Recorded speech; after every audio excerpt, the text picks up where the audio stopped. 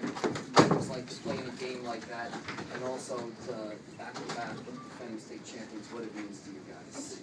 Man, especially for the guys who didn't have a ring this year. Not only I wanted to do it for myself, but especially for them too. I know how hard they worked all season. How emotional was it to be out there? You know, the ebb and flow in that game was unbelievable. Oh man, it was gut-wrenching at the end. Definitely, but everybody came through, like I said. Different people gave us good minutes, so we came out with the victory.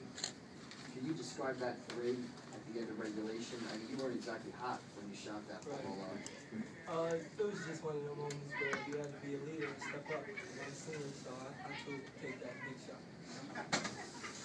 Isiah, you just talked a little bit about your threes in overtime. I mean, what got into you in overtime? Threes that I shot came from confidence. I felt confident in my shot. If you feel confident in your shot, 9 times out of 10 you shoot it, you don't fall. Did you realize how deep you were? Yeah, coach yells at me all the time to step in, but it's just like where I'm at. I was from open, I'm just shooting. Yell at you, you could have shook your hand. What was the hand silver? What was that about? Oh, that's like a little signal I do after every time I make a three. So one of the seniors, maybe, who one of the starters from last year, talk about how important the experience of last year was late in the game and in overtime. All this season we've been, Coach Allen has been preaching mental toughness and the physical toughness that's going to come with the mental toughness. So at the end of the games, all we have to do is dig deep and we can get it done. You talk a little bit about the way you defended more tonight and what you're trying to do against him and the kind of job you did against him. Well, he has about 70-something pounds on me, so that's just was just a game where you have to be heartless, you have to be aggressive, you have to be the aggressor, and I was, so we won. Gene, did you feel like your team's experience was a factor? Yes and no. When Isiah takes a 30-footer, no. And then when Day comes down and just catches and shoots with a lot of confidence, yes. The good thing about this group of kids, or young men, that we're afraid of, is that they were never flustered. When they came down to a 3-point lead, we just ran our play. Day saw an opportunity, and he took a big shot. And that's what senior leadership is all about. This is why these guys are so special. And I probably will never have another group like this again. For 2 reasons. Probably not be Chase, can you talk a little bit about you weren't here last year because this is your first year on the team, and you're out there in the state final handling the ball in the final minutes of the game, making some big plays. I mean, what were your emotions like being out there at that point? I mean, I was just trying to keep my head, stay positive for the team. I actually was playing for the team. I owed them a lot. Just trying to come out with a victory. What's going through, I mean, this is straight away, I guess. What's going through your heads? I mean, you hit that ridiculous three to send it overtime. You have all the momentum, and they hit a shot right away, and then you hit another three. I mean, how are you guys feeling early in overtime? I mean, seemingly kind of you took their best punch, and I mean, you were still standing. Yeah, the team we were playing, they was a great team. A lot of guards that penetrate and can get to the basket. We were doing the same. Shots were falling. We came out with it. Dayshawn, what was your emotions when the final buzzer sounded? Well, we were about 4 seconds up and Chase went to foul, and you probably knew you were going to have it. What was that like, knowing that you had accomplished your goal? It was big. It was big. Like I said, I know how hard they worked all season, and I know how much they really wanted it. So it was big. It was basically all about getting them to win more than myself. Gene, can you talk about the job that your bench did today? I mean, they've been crucial all the playoffs, but especially with the foul trouble today. Well, I'm very critical of my bench. I agree with you. After most games of this games of this magnitude, when I go back home and just sit down and think about how critical my bench is. I mean, those guys, none of those guys were on varsity last year, and we played a freshman, a sophomore, inexperienced junior, and Chase has been around, but Chase has never been in this type of atmosphere. So those guys really stepped up and really we were able to hold it together, and it was made to do those guys coming off the bench doing a quality job for us. Gene, everybody's been talking about offense, but there's no doubt this team got here on defense. I don't think I've ever seen the team help each other as well as this team does. It is really a unit. Can you talk a little bit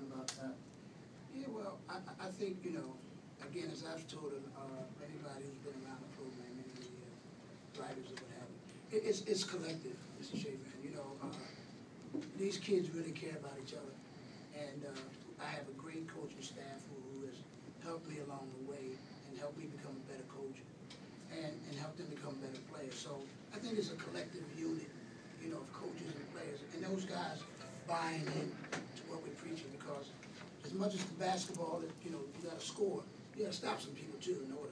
And these kids understand that, and they've done a great job. I can't put into words how proud I am of these guys. Coach Quadri Moore was one of the hottest players in the state coming into this game. I mean, I think 18 points, and dominating the boards. Stopped him in his tracks. I mean, what was the game plan against him, and I mean, how good was it to see it executed in perfection like that? Well, it really wasn't a game plan. The good thing about this situation is Jahleem and Quadri played together all summer long. They were on Team Isiah. So Jahleem is a supremely confident guy. When he came to me and told me that he had him, there was no more discussion.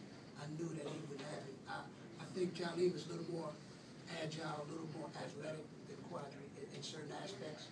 And if we felt as though if Quadri couldn't post him, if he would step away, it was to our advantage. And he did step away. He hit some shots, don't get me wrong. But I thought Jahleem did a magnificent job on him, just as he told me he would. Isiah, can you talk a little bit about what it was like to be out there, the atmosphere, both teams hitting big shots? I mean, did you ever get flustered at that point, or what was it just like being involved in the game? The tempo was crazy, like fans screaming at the every made basket, people playing full court defense up and down the court. There was a lot going through a lot of people's minds. Shots was taken with a lot of confidence. Other teams was hitting layups on drives. We hit big shots at the end. It was crucial. Dennis, your teammates found you time and time again inside. Talk a little bit about the passing that you got that really kind of set you up. Like everybody was looking for you inside. Was that a big factor? Yes. I really wasn't trying to get open, but they just found me. Dzja was penetrating, and she found me every time. The defender stepped up. He doesn't like to talk. In practice, chirping away. On the bus, chirping away. Then I'm going right back to that. Ga-briel, what does it really matter? I mean, back-to-back state champions in Group 4. You know, Linden was the last team to do it. Shawnee in the mid-90s was the last South Jersey team to do it. I mean, what does that mean to you guys? I mean, team Coach Allen, when I first got here, they do defense. I got into the program. That's what you locked me now. I'm going back in my mind that I was out doing the whole foul trouble and everything. I kept cheering my team on. Gene, what second year in a row you're going to enter the TOC? Question always is for public schools, let's keep it honest. What seeding do you believe your team deserves in the TOC? Well, I'm going to give you two answers. The first answer is I think I could care less to a degree. Absolutely. Our goal was to win the state championship, and anything after that is great. The other answer, I think we deserve to be a 2 seed. Now, will that happen? We'll have to wait and see. Thank you. Thank you, gentlemen.